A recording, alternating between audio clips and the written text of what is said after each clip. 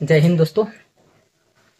Bihar board class 8 math प्रश्नावली 1.1 में आप सभी का स्वागत है। देखिए, हमारा पहला क्वेश्चन है कि निम्नलिखित में से प्रत्येक के योज्य प्रतिलोम लिखिए। क्या? योज्य प्रतिलोम लिखिए। तो पहले समझते हैं हम लोग कि योज्य प्रतिलोम क्या है। ठीक है, चलिए देखिए, जब दो संख्याओं का योग शून्य हो तो वे दोनों संख्याएं एक दूसरे की योज्य प्रतिलोम होती हैं। क्या होती हैं? योज्य प्रतिलोम होती हैं। यानी कि जब दो संख्याओं को आपस में जोड़ देंगे और उसका योग क्या निकल के आए, जोड़ने के बाद में रिजल्ट क्या निकल के आएगा? जीरो। अगर जीरो निकल के आए तो दोनों संख्याएं आपस में क्या कहलाएगी? योज्य प्रतिलोम कहलाएगी। हम लोग से यही पूछा है।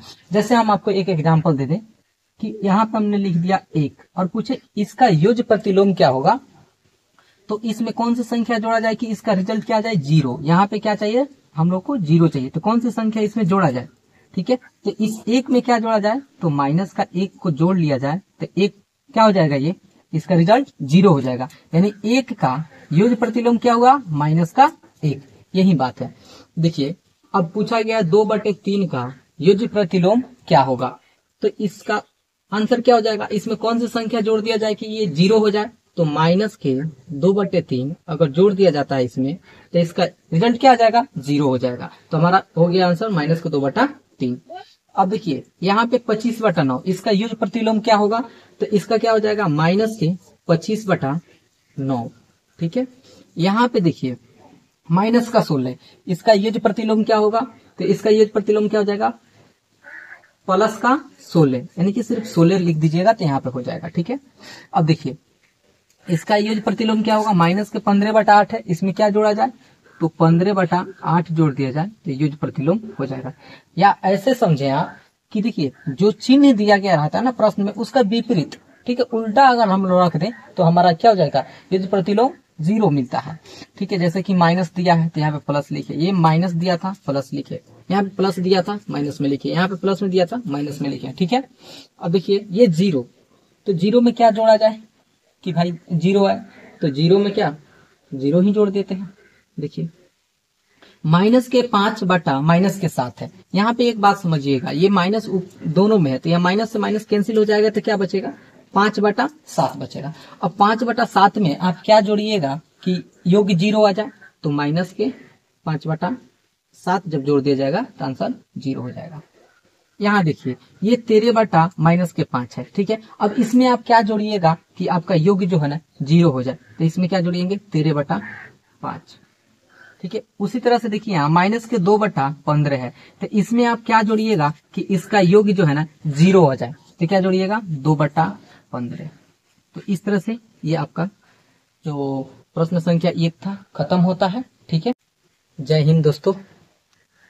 बिहार बोर्ड क्लास 8 मैथ प्रश्नावली 1.1 में अपने सभी के स्वागत है।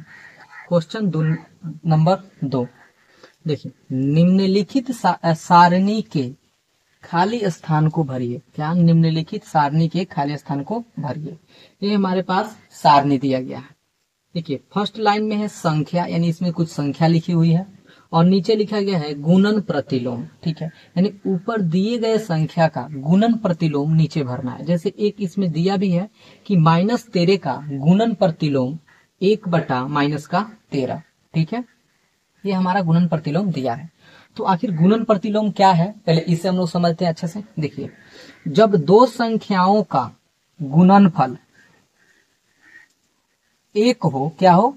एक हो। जब दो संख्याओं का गुणनफल एक हो तो वे दोनों संख्याएं एक दूसरे की व्युत्क्रम अथवा गुणात्मक प्रतिलोम कहलाती है। यानी जब कोई दो संख्या को हम लोग आपस में गुणा करें और गुणा करने के बाद में क्या प्राप्त हो? गुणनफल एक प्राप्त हो, यानी गुणा करने पर एक आ जाए, तो वे दोनों संख्याएं एक दूसरे का क्या कहलाएगी? गुणात्मक प्रतिलोम कहलाएगी। उसे ही हम लोग गुणन प्रतिलोम कहते हैं। जैसे यहाँ पे देखिएगा, ये -13 का गुणन प्रतिलोम दिया गया है 1/13। कैसे? तो देखिए ये -13 है, अगर हम लोग इसमें 1/-13 से गुना कर दें तो देखिए -13 से -13 कट जाएगा, क्या बचा? हमारा 1 बचा। यानी कि गुणनफल 1 आया। तो ये हमारा इस -13 का गुणात्मक प्रतिलोम क्या हो गया, एक बटा -13। ठीक है। अब देखिए उसी तरह से 5/4 के गुणात्मक प्रतिलोम क्या होगा। तो इसमें किससे गुना करेंगे, जस्ट इसके उल्टे वाले भाग से गुना कर दें, पलट के गुना कर दें तो हो जाएगा। यानी 4 को ऊपर और 5 को नीचे। देखिए इधर अब 5/4 इसमें किससे गुना करना, 4/5 से गुना करना। तो 4 से 4 कैंसिल और 5 से 5 कैंसिल, तो क्या बच गया हमारा 1, यानी गुणनफल 1 प्राप्त हुआ। तो ये इसका गुणात्मक प्रतिलोम कहलाएगा। उसी तरह से -4 बटा -7 का गुणात्मक प्रतिलोम क्या होगा, तो हो जाएगा आपका -7 और बटा में 4। -5 बटा -8 का गुणात्मक प्रतिलोम क्या होगा। यहाँ देखिए पहले माइनस से माइनस तो खत्म हो जाएगा, तो क्या बचा 5/8। अब इसका गुणात्मक प्रतिलोम क्या होगा, तो 8/5। अच्छा यहाँ देखिए ये माइनस का 1 है, तो -1 का गुणात्मक प्रतिलोम क्या होगा, माइनस का ही 1 होगा। क्यों, क्योंकि देखिए माइनस का 1 में अगर आप गुना करते हैं माइनस का 1 से, तो माइनस माइनस क्या हो जाता है आपका प्लस हो गया, और 1 में 1 से गुना किए तो 1 हमारा क्या आया, 1 आया।